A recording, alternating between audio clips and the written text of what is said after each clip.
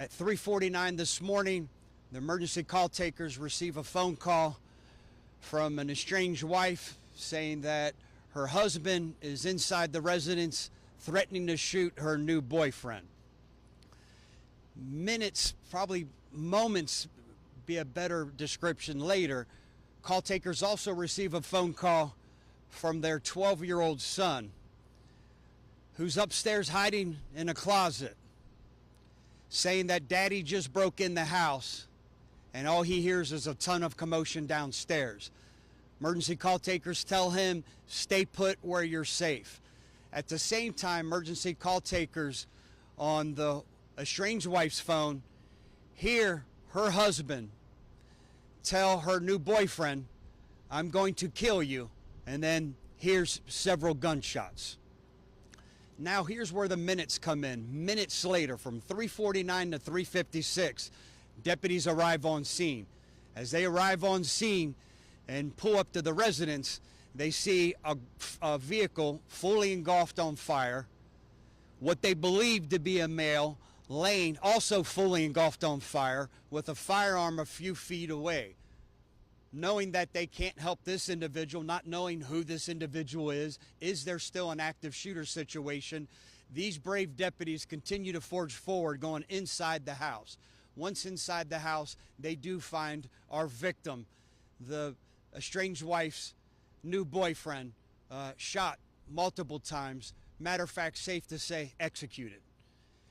Deputies also at the same time simultaneously continue to clear the residence. They go upstairs to get their hands on this 12-year-old who's, as you could believe, is extremely distraught.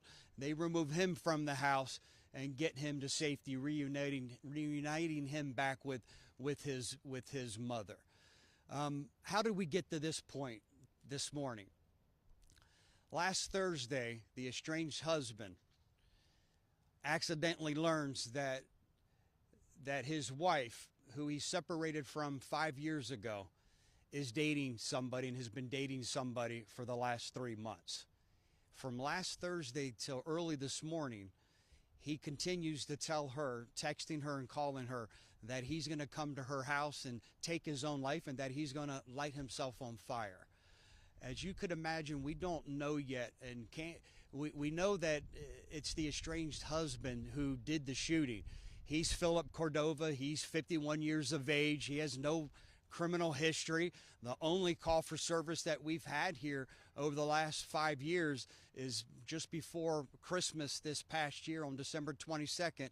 He called the sheriff's office and asked for assistance to come over so he could retrieve a few of his personal belongings. We haven't and we won't release the victim, the boyfriend's name, because quite simply we haven't been able to notify his next of kin yet. When we are able to make those notifications, we'll certainly release his identity. We can't say with all certainty that the person that we had to extinguish here, this fully engulfed individual that used some type of flammable device or flammable liquid to light himself in his vehicle on fire. We feel confident that it's Philip Cordova, but I don't want to say that until we're able to confirm his identity. Again, tragic, violent, and as a result, innocent lives were taken. And we have a young boy who now, the idea of the family that he's known for 12 years, his family and his life has been shattered forever. What questions can I try to answer?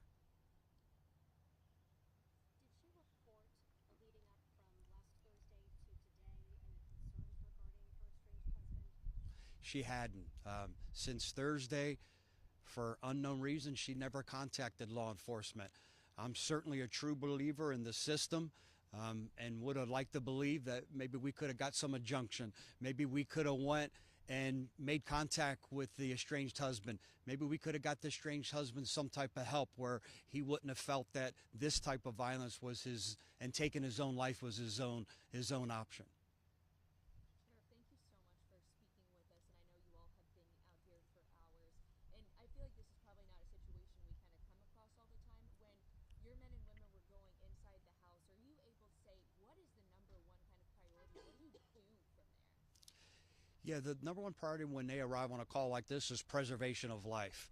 They're trying to save any life that they can get a hold of. Unfortunately, two had already succumbed to their injuries and expired, but they were able to rescue and provide some emotional support for this 12-year-old and estranged wife who had to witness what she witnessed. We now have victim advocates on scene, victim advocates that will spend time with the family, victim advocates that will also spend time with our deputies, everyone who responded on scene.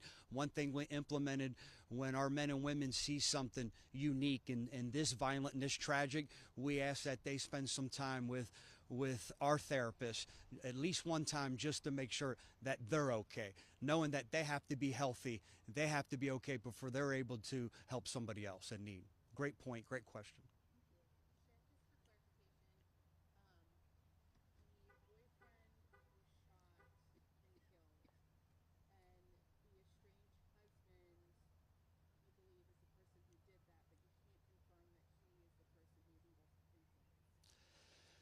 The estranged wife's boyfriend, who she's been dating for 3 months, was executed. He was shot multiple times. We can confirm his identity. Unfortunately, I can't release that yet because we haven't been able to reach next of kin, and I certainly don't want them to find out by one of these reliable and trustworthy media sources that are here today. We know that the estranged husband, Philip Cordova, is the one that did the shooting. We feel confident that that's the person who we believe took his own life here in the driveway. Did he take his own life before lighting himself on fire? We don't know that. And the body is charred beyond recognition. So I just don't want to speculate that that's our suspect. That's the estranged husband. Again, being in the fact business, not the speculation business, I'd like to confirm that later on. And when we can confirm and make next of kin notification, certainly we'll put everything out. Thank you, everyone. Have a great day. Thank you.